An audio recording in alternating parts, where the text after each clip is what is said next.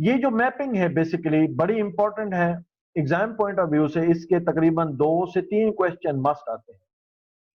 इसको बड़ा क्लोजली आपने देखना है।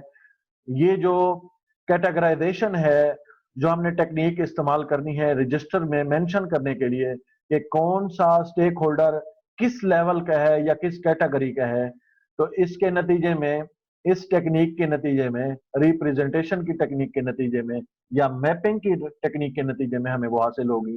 तो इसमें जो हम मेंशन करेंगे या जो हमने अभी टेक्निक पढ़ने जा रहे हैं या रीड करने जा रहे हैं, स्टडी करने जा रहे हैं, उनको क्लोजली आपने देखना है।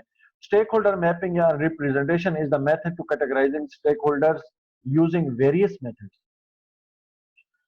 कॉमन जो मेथड्स हैं हमारे पास वो ही है power interest grid, stakeholder cube है, साइलेंस मॉडल है और डायरेक्शन ऑफ इन्फ्लुएंस है, और आखिरी है प्रायोरिटाइजेशन। जब हम एनालाइज कर लेते हैं स्टेक होल्डर्स को, डाटा पहले गैदर करते हैं, फिर हम उस डाटे को एनालाइज करते हैं। डाटे को जब हम एनालाइज कर लेते हैं तो हम रिप्रेजेंट करते हैं या उसकी मैपिंग करते हैं। ये बिल्कुल फ्लो है, टेक्निक्स का भी फ्लो है। एज ए प्रोजेक्ट मैनेजर इस फ्लो को आपने जानना है। बाज़ दफा क्वेश्चन एग्जाम में ये भी आ जाता है कि जब आप डाटे को गैदर कर लेते हैं तो उसके बाद डाटे को क्या करते हैं आप। तो कोई भी प्रोसेस हो, ये तो सिर्फ आइडेंटिफाई स्टेक होल्डर प्रोसेस है। इसके नतीजे में पीएमपी में पूरे कोर्स में या पूरे प्रोजेक्ट लाइफ साइकिल में कहीं पर भी डाटा आप इकट्ठा करेंगे, उसके बाद जो दूसरा उसकी टाइप होगी या उसका दूसरा स्टेप होगा, उसको एनालाइज करना होगा। वो कहीं पर भी हम किसी भी प्रोसेस के नतीजे में हो तो हमें एनालाइज करना है। यहां पर मेंशन है कि जब आप एनालाइज कर लेते हैं तो हम कैटेगराइज कर देते हैं स्टेक होल्डर्स को। पावर इंटरेस्ट ग्रिड एक टेक्निक है कैटेगराइजेशन की, ये टूल है बेसिकली। तो हम ये टूल इस्तेमाल करते हैं स्टेक होल्डर्स को कैटेगराइज करने के लिए। दूसरा टूल है जो हमारे पास स्टेक होल्डर क्यूब है, तीसरा silence model, direction of influence चौथा, और पांचवा प्रायोरिटाइजेशन है। इनको हम एक एक को देखते हैं कि पावर इंटरेस्ट ग्रिड क्या होता है। हमारे पास टोटल स्टेक होल्डर लेट से 100 स्टेक होल्डर्स हैं पूरे प्रोजेक्ट पर, जो अब तक हमारे पास आइडेंटिफाई हो चुके हैं डॉक्यूमेंट एनालिसिस के नतीजे में, प्लान की सूरत में, चार्टर की सूरत में, जो इनपुट्स पे हमने देखी हैं, ईईएफ के नतीजे में, ओपीएस के नतीजे में, या एग्रीमेंट्स की सूरत में।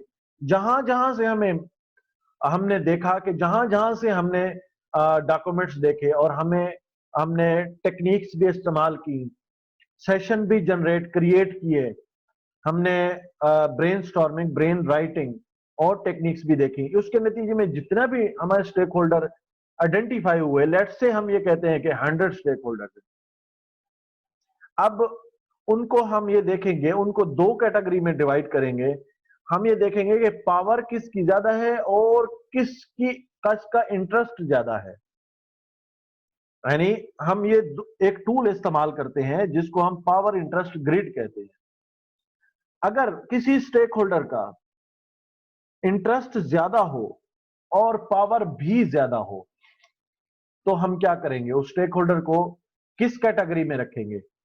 हम उसको मैनेज क्लोजली की कैटेगरी में रखेंगे कि इस स्टेक होल्डर को चूंकि इंटरेस्ट भी इसका ज्यादा है और इसकी पावर भी ज्यादा है प्रोजेक्ट के ऊपर, लिहाजा हम उसको क्लोजली मैनेज करेंगे, हम उसको हर मीटिंग में इन्वॉल्व करेंगे।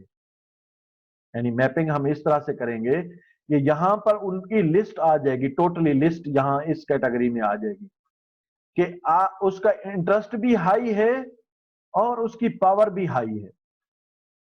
अगर किसी स्टेक होल्डर की पावर सिर्फ ज्यादा हो और इंटरेस्ट उसका लो हो तो हम उस स्टेक होल्डर को सेटिस्फाइड रखेंगे। सिर्फ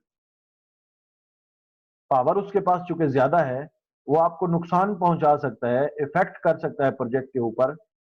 जब हम उसकी कैटेगराइजेशन करेंगे, ये टूल हम इस्तेमाल करेंगे कि हम उसको सेटिस्फाई रखेंगे, हर वक्त सेटिस्फाई रखेंगे, उसकी रिक्वायरमेंट्स को देखेंगे। लेकिन चूंकि उसका इंटरेस्ट नहीं है लेकिन पावर उसके पास है तो हम उसको सेटिस्फाई रखेंगे, उसकी रिक्वायरमेंट्स के हिसाब से हम उसको सेटिस्फाई रखेंगे। किसी स्टेक होल्डर का अगर इंटरेस्ट हाई हो लेकिन उसकी पावर कम हो, हम उसको हमेशा इन्फॉर्म रखेंगे। पावर उसके पास नहीं है, प्रोजेक्ट के ऊपर डिसीजन मेकिंग की पावर नहीं है, या वो आपको कम नुकसान पहुंचा सकता है पावर के नतीजे, लेकिन वो इंटरेस्ट रखता है। जो आप क्रिएट करने जा रहे हैं, आउटपुट उस प्रोजेक्ट के नतीजे में क्रिएट करने जा रहे हैं, या जो ऑब्जेक्टिव्स आप या माइलस्टोन या डिलीवरेबल्स जो दे रहे हैं प्रोडक्ट की सूरत में, वो उसका इंटरेस्ट उसमें बहुत ज्यादा है, लेकिन उस स्टेक होल्डर की पावर नहीं है, तो आप उसको हमेशा इन्फॉर्म रखेंगे, रिपोर्टिंग की सूरत में इन्फॉर्म रखेंगे। यानी उसको हम कम्युनिकेशन मैनेजमेंट में जब हम करेंगे तो रिपोर्टिंग में उसको मेंशन करेंगे, हमेशा उसको रिपोर्ट करते रहेंगे ताकि उनको इंफॉर्मेशन मिल सके। चूंकि वो इंटरेस्ट रखता है प्रोजेक्ट की आउटपुट पर, हम उसको हमेशा इन्फॉर्म भी करेंगे।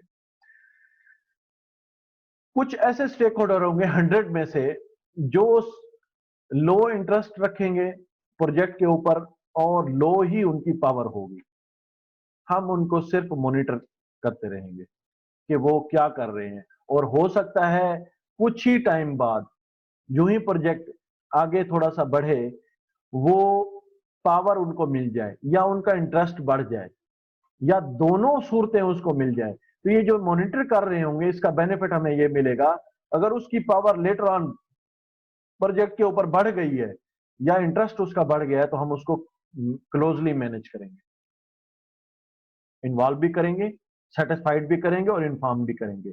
यानी इसका यह मतलब हुआ कि जिस स्टेक होल्डर की पावर ज्यादा होगी और इंटरेस्ट भी ज्यादा होगा, उसको हम क्लोजली मैनेज करते हुए इन्फॉर्म भी रखेंगे और सेटिस्फाइड भी रखेंगे, और फिर हम हमेशा उसको मॉनिटर में भी रखेंगे। तो ये जो स्टेक होल्डर जिनकी पावर ज्यादा होती है या इंटरेस्ट ज्यादा होती है, उसको हमेशा हमेशा एज ए प्रोजेक्ट मैनेजर आप उसको हमेशा क्लोजली मैनेज किया करें। ये एक किस्म की मैपिंग हो जाती है आपके स्टेक होल्डर को आइडेंटिफिकेशन में या रिप्रेजेंटेशन की टेक्निक में।